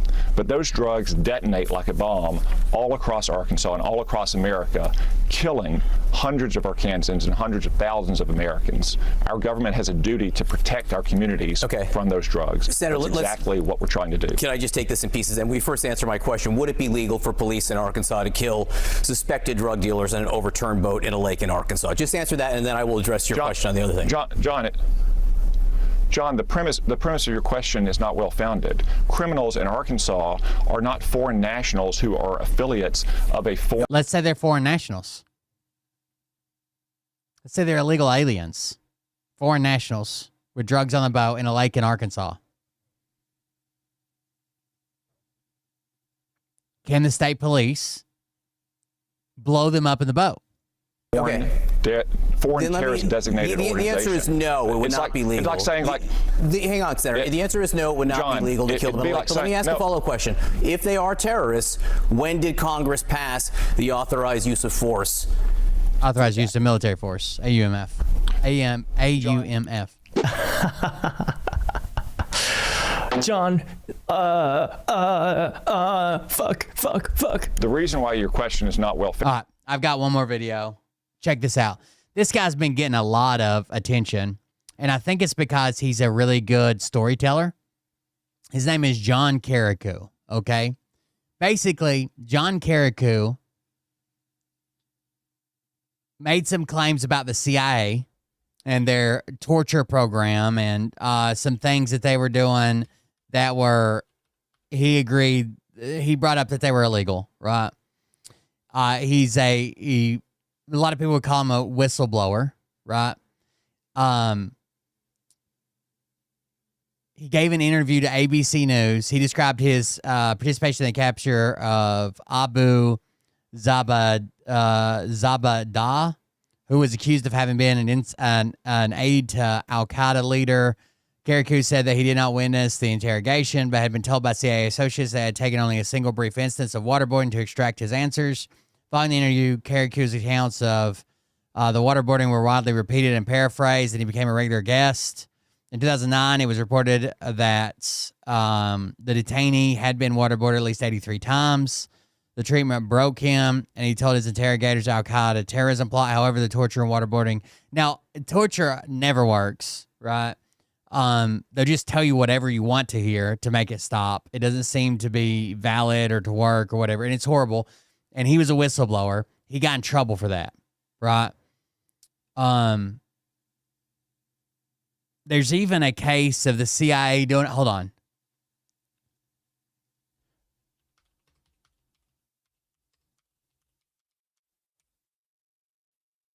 CIA mistaken identity. I think it was Estonia. There's even a case of the CIA picking up the wrong fucking guy, dude. Maybe it was Macedonia. In December 2003, Khalid al-Masri was on a bus crossing from Serbia into Macedonia when he was detained by Macedonian border officials who suspected his passport was fake. They believe he had a name similar to an al-Qaeda operative, right? Macedonian authorities held him for over 3 weeks before handing him over to the CIA rendition team at the airport. The CIA team beat, stripped, shackled, flew him to a secret prison. For some reason, the CIA is also very fond of anal torture, like with objects. I don't know why. They took him to a black site, which was the salt pit, which we've talked about. Remember when Phil tried to claim that he was talking about the pit, which was in Afghanistan, and it was a CIA secret site, and he knew all about it because actually this guy invited him. He claimed he was invited to that 2000 Mules guy pit guy thing, and Phil was just lying about it. The salt pit is the place that Phil was trying to pretend like he knew about. Anyways, he was taken there. It says he was held for over 4 months in harsh conditions and subject to brutal interrogations before the CIA finally concluded it was the wrong guy.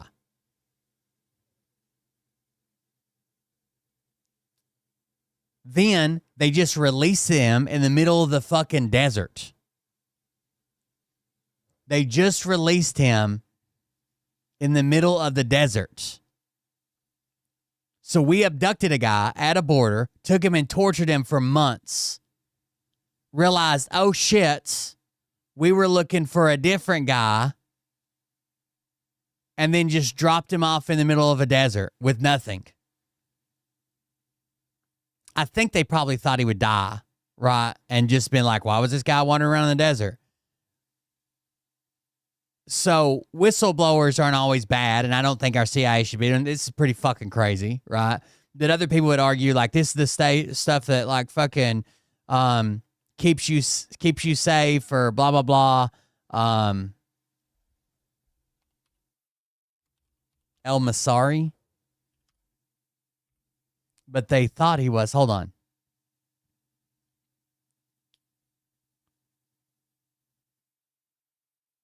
I want to say that it was a guy with an E in his here it is. So his name was Khalid al-Masri, Masri. They were looking for Khalid Masri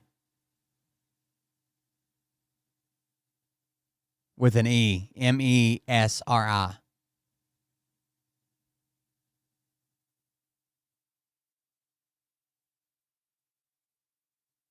Like, this is insane. Other people would argue that this is the stuff that that they have to do to keep us safe and blah, blah, blah. You don't want to hear about it. You can't handle the truth kind of thing, right?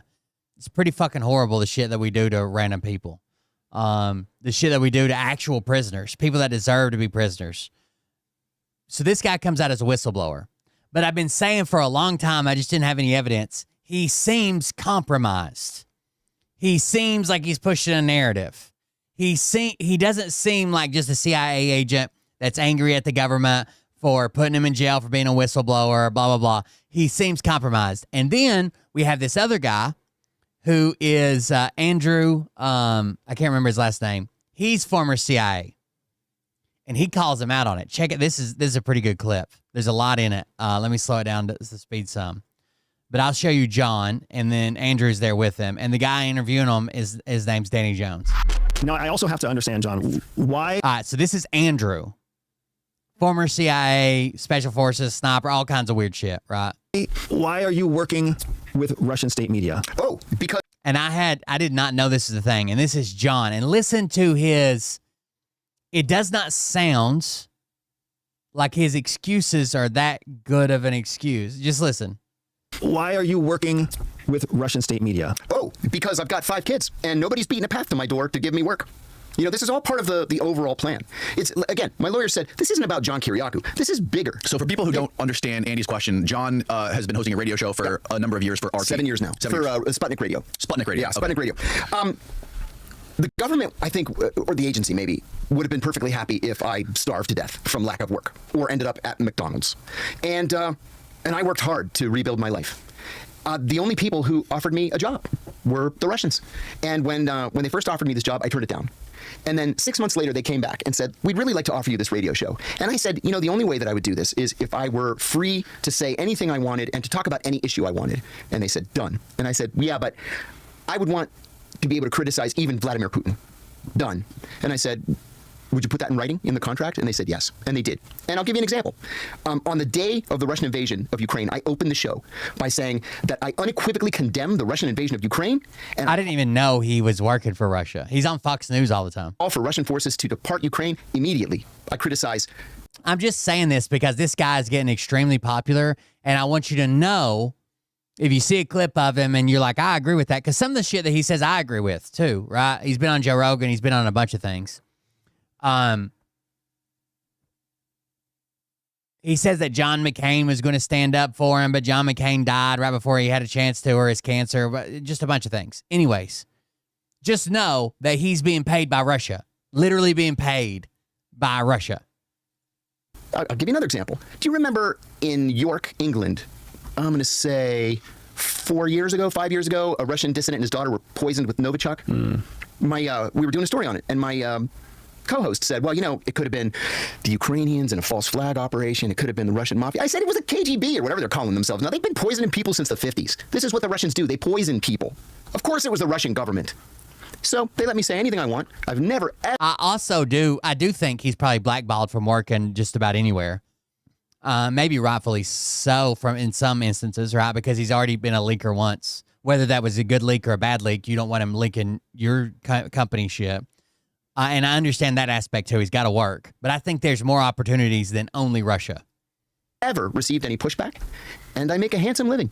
Like I've always said, if CNN's got an offer, or MSNBC, or even Fox, I'm on Fox at least every other week. I'm all ears. But, 5 kids, 3 of whom still need to get through college, I make no apologies.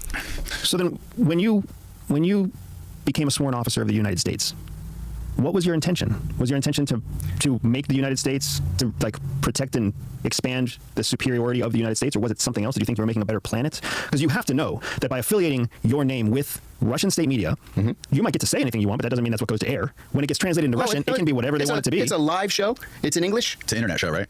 It's terrestrial. Also broadcast. They're going to have the rights to make out of it whatever they want to make out of it. And your name and your affiliation that is exactly the foundation for how Russian covert influence operations happen. Aw, poor CIA. There's a former CIA guy working for the Russians. He may do some damage to the American government. Fuck the American government. What have they done for me? What have they done for my children? Do you really violate my rights? Do you really not know the answer to that? I think that the CIA was most mad at him because he burned another agent, right? So he went and did this interview, and then he was emailing back and forth with another journalist, and he revealed names of CIA colleagues who participated in torture programs and shit like that. But still, Come on, man. It was the CIA that put me in prison. What in the world? They claimed that he gave information to defense attorneys for Gitmo prisoners. Do I owe the It was CIA? your decisions that put you in prison. It was the CIA's lawbreaking that put me in prison. It was your... So it says your decision. It was the CIA that put me in prison. What in the world do I owe the CIA? It was your decisions that put you in prison. It was the CIA's lawbreaking that put me in prison. It was your choice to highlight the CIA's lawbreaking to media that put you in prison. There we go. So we're in agreement then. Your children's, they live every day under the protection of the United States. They have all the benefits of American citizens. You get to enjoy. You're here on an American podcast. You flew on an American airline. You're staying in an American protected hotel. What do you think my children's memories are? Police officers driving around the streets right now. All of these people are contributing to the freedoms that you have. Oh wow! All of them. Wow! And you're sitting here saying you're a true believer. I'm a true believer in the fact that we have to serve the American dream. We have to. I kind of struggle with this too, like just being in the military and what we did in the military, and was that good, was that bad, and should it's hard to denounce like all that service and the stuff that you thought you were going in for versus what you actually did, and who was manipulating you and what were you actually fighting for or doing to serve the American purpose. That's what we're here to do. And that's exactly what I'm doing by opposing the American government. You don't. He did 30. I think he was sentenced to 30 months in prison. He took a deal. American government by making yourself a voice for Russian state media. Why not? Because you're not talking out about the American government. First of all, what you're talking out about is Putin's invasion of Ukraine. No, I talk about the American government every single day. So whoever you're speaking to, you are giving credibility and authority, and you're loaning all of your hard work to Russian media for a paycheck. I don't see how that's a problem. Because if you didn't come from CIA, they wouldn't care about you. So you're borrowing the authority of CIA. That's what makes you valuable to Russian media. No, I'm able to expose crimes that I witnessed in the CIA, sure, and maybe that gives me a little bit more. John Kiriakou, separate of CIA, would not be of interest to Russian media. So what makes John Kiriakou? That's not true. That's not true. I have a dozen colleagues who have been sort of leaders in their field, have nothing to do with the CIA, that also host shows because they bring something to the table. They're leaders in their field. Yeah. By the way, this Sputnik Radio, the thing that he's on. He compares it. It gets compared here to the America Voice Radio. It's a propaganda piece, right? Before Trump cut all the funding to America's Voice, basically we broadcast this out. Anybody can receive it, basically anywhere in the world. And a lot of times it's like occupied countries or countries living under communist rule or blah blah blah. And they hear about freedom and democracy in the world and news they don't regularly get. Well, this is Russia's version of that. So they're spreading. On this radio, I'm not saying he does. I've never listened to his broadcast, but on this channel, it's literally a propaganda piece that they kick out of Russia to other countries for propaganda purposes. That's the reason it was invented. That's the reason it exists. That's the reason it's funded. Okay. So I was one of the government's leading experts on the Middle East. Without the government, you wouldn't be. If I had been at the State Department, or if I had been in academia, I'd still be an expert on the Middle East. You're pulling everything from government, man. So what? Andy, I don't see how you think I owe the government. I'm not saying you owe the government anything. I'm just saying that the ideals that you must have had in 1984, 1889. 89, yeah. You must have compromised on those ideals. You must have at some point. I'm a patriot. Isn't questioning the government and holding the government accountable something that the United States was founded on? I don't know the answer to that. Of course it is. How? Isn't that in the Constitution? I don't know the answer to that either. Can somebody flag where there's any mention of individual accountability to the government? Because I'm pretty sure that's why we are a representative democracy. It is our representatives who are supposed to do that, not us. What we're supposed to do is be really fucking good at what we do and vote in meaningful representatives to represent the constituents in all forms of government. It is not our job to meddle in government. It is also not the government's job to meddle. Here's just the AI overview. It says, Sputnik Radio is a Russian state-funded international news and radio network, part of Rossiya Segodnya Agency, known for English language broadcasts offering alternative perspectives, often blending news and conspiracy theories and criticisms of all Western policies, aiming to counter the mainstream narratives. While it previously aired in U.S. cities like Washington, D.C. via local affiliate stations, it faced increasing scrutiny, sanctions, and platform removals, leading to its effective shutdown on U.S. airwaves by late 2024, but it still broadcasts the rest of the world. In our economic contributions to the government, unless we violate a crime or violate a law and somehow otherwise, we're not supposed to. That's why we have representation in the Senate and in. I just couldn't imagine him being on that, calling himself a patriot and then being on that station at all. Even if his show is legit, think about the people who are listening to your show for legit that stay, on to the next show that comes on. In the House. Okay. So, yeah, my point with all of this is just there is a there's a very real responsibility, in my opinion. There's a very real responsibility that if you are going to become a representative of the federal government, if you're going to become a sworn officer of the federal government, whether you're in military uniform, whether you're plainclothes FBI, whether you're Secret Service, whatever else, we have an obligation. I think there's a big difference between calling out the government when they've done something wrong and going to the other side and letting them use your voice to undermine everything. For more, we will never be normal citizens. I think that's nonsense. You can think whatever you really want to do. I really do. If you are a private citizen, your loyalty is to yourself. Within the confines of the law, of course, and the Constitution.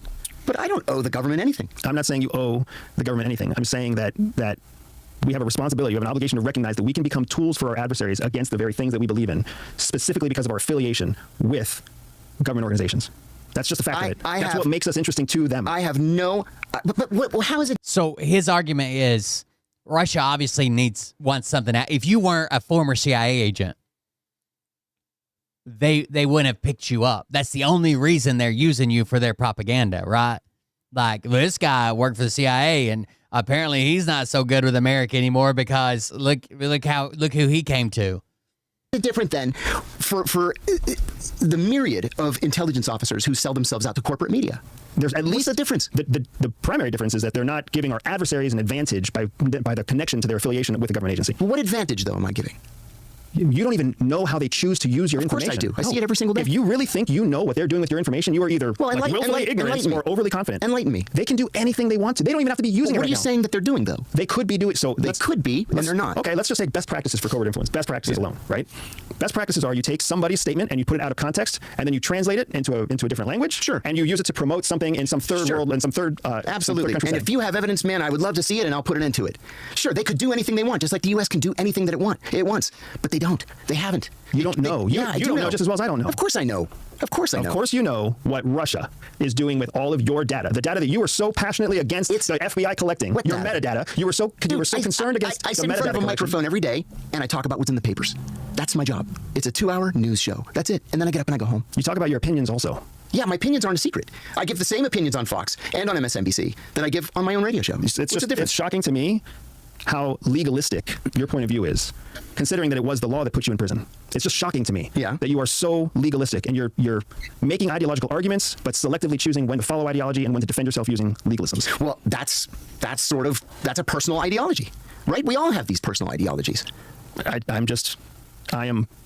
I guess I'm sad. I'm sad for... But then where do you draw the line? Do you not give an interview to a Turkish outlet or a Cuban outlet or an Argentine outlet? I mean, pretty much anybody with the Five Eyes can be. I think there's a difference between an interview and then hosting a show for them. An opponent of the U.S. government. I would probably give an interview to about anybody and hope that they used it in a genuine, truthful way. I don't know that I would ever host a show on Russian state media. On any given issue. What do you do? So, from my point of view, there's adversaries, current, clear, and present adversaries, and then there are unknowns, and then there are clear and present allies. If you're going to support an adversary, you can justify it however you choose. I don't support the adversary. The adversary offered me an outlet that I gladly accepted. At a bare minimum, your outlet generates revenue for an adversary. Barest minimum. So how can you say that you don't benefit the adversary? Well, it's revenue. It's a government-sponsored radio. I mean, there's no advertising. There's no revenue stream. It's like Voice of America. If there is no actual money changing hands, I would be surprised because there's always got to be money that changes hands somewhere. And you're also talking about what that means. There's always money. There's always a funding source. There's always a donor base. There's always an exchange of value. Nothing is free. It's a government. How many more donors? So the argument here would be, how many donors are they going to and saying, hey, we need more money because we got an American CIA agent who's now going to host a show, and more money comes in? Even if there's no ads, even if there's no other money changing hands. Radio network. Funded by which government? The Russian government. The Russian government funds a radio channel for which audience? For the American audience. For the American people. Yeah. Using the voice of a CIA officer. Yes. And you don't see a problem with that? Absolutely none. Do we do that in other countries? Of course we do. It's called the Voice of America. Campaigns. It's called the Voice of America. And they are there for influence. They are soft power. They're to win. It's the same fucking thing that Tucker Carlson did with Vladimir Putin. So you think it's so? How do you? So what? I think because there is a inlet of influence that's allowed into the United States. So how do you? So what? I think because there is a. Did you guys hear that? Fucking thing that Tucker Carlson did with Vladimir Putin. So you think it's so? How do you? So what? I think because there is a inlet of. There's a weird whisper in the left channel only audio in that clip. I don't know if it was the producer whispering or something. That's weird. That Tucker Carlson did with Vladimir Putin. So you think it's so? How do you? So what? I think because there is a inlet of influence that's allowed into the United States, that is essentially sponsored by the Russian state media, that is headed by the voice of a CIA officer inside the United States, which automatically lends credibility to RT, who is the sponsor of the program. So now anybody who listens to your program, they may like you, they may like what you have to say, but what RT is paying for is for a channel. How many people have really fell in love with this guy because he's been making the podcast rounds and said, oh, well, now I'm going to listen to Sputnik because he's got that show on it. I want to support him. And now what other programs are they hearing? Of media exposure into the United States. Good. Maybe I can educate somebody. I'll take it. 7 days a week. I will take it. This is fascinating, guys. I want to switch topics a little bit. So you can tell the tension's pretty high there. I don't know. I always felt like he was weird, like he was pushing a narrative, and there's a lot of people that say like there's no such thing as like former CIA, so you gotta watch out for this or that. But it's very weird now that I know. I didn't know this, right? I don't listen to Sputnik Radio. I haven't heard him mention it in any interviews. This is the first guy I've ever heard push back on him. Even this guy didn't know. He's like, what? Sputnik? What's that? Talk about Israel. Very crazy, I think. And like if you just type in this guy's name, John Karaku. Oh. He's very popular right now. He tells a bunch of stories about the CIA disappearing people and his assassination attempts. He was on Joe Rogan a month ago. Like he's super popular now. And what base of Americans or allied nations or whatever is he leading over to Sputnik Radio now, saying it was the only job he could get and he's got to put his kids through school? Seems kind of weird, huh? But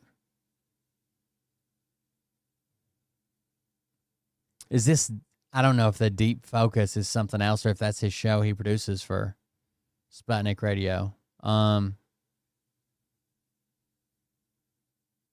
He's been on the Prison podcast. He's been on a bunch of fucking podcasts. The biggest one probably been Joe Rogan.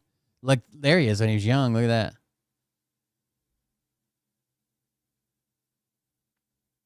Anyways, he went on PBD. It seems like he'll go on anybody that's offering. And right now it's a bunch of right-wing places. Thank you guys for joining us. Thank you for being here. I appreciate it. Support the show if you can. Over the just quick links, or if you know the links, buymeacoffee.com. Thank you for the support that's been coming in. We appreciate it. Just trying to get through the holiday season. I know it's stressful and expensive for everybody, but if you can help us out, we greatly appreciate it. I just paid the rent again today. So if we can get through this and back into the spring, I think we'll be doing all right. Thank you guys for joining us. Thank you for being here. I appreciate it. We'll see you about the next one. Have a good night. Love you. See you. Bye.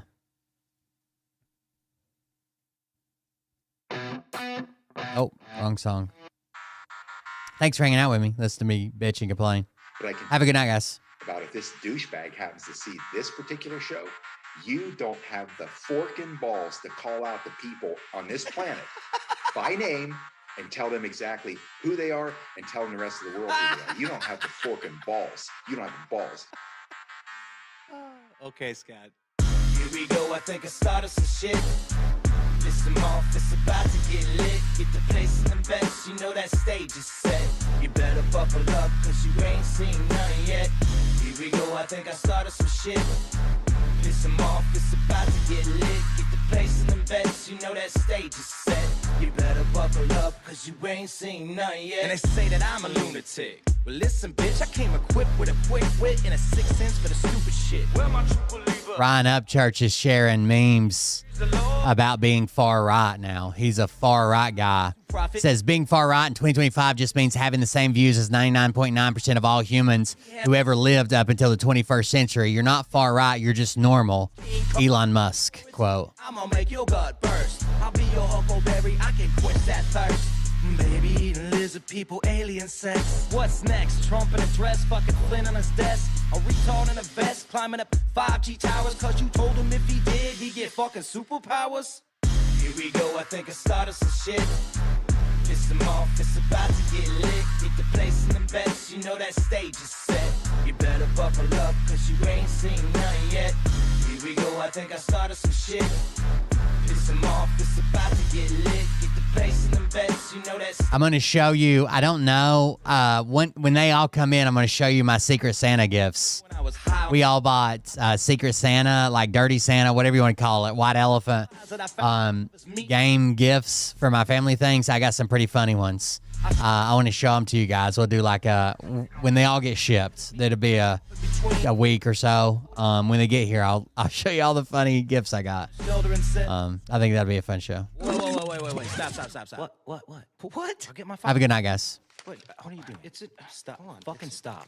Dude, come on. It's serious.